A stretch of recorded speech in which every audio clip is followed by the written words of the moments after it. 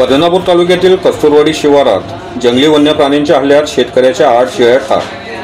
या घटनेने परिसरातील पशुपालकांमध्ये भीतीचे वातावरण पसरलेले आहे। या घटनेची माहिती मिळताच आमदार नारायण कुचे यांच्या मदतीने प्रशासकीय मदत घेऊन युवा मोर्चाचे गणेश कोल्हे यांनी घटनास्थळी पंचनामा करण्यासाठी पुढाकार घेतला। याबाबत सविस्तर वृत्त असे आहे की बदनापूर तालुक्यातील कस्तुरवाडी येथील आरेफ रहीम बेग यांनी अनेक दिवसांपासून कष्ट करून खूप मेहनतीने आपल्या शेतीला जोडधंदा म्हणून शेळीपालन व्यवसाय उभा केलेला आहे। शेळीपालनाच्या व्यवसायामुळे परिवारामध्ये 2 पैशांचे उत्पन्न मिळायला कशीबशी सुरुवात झाली होती।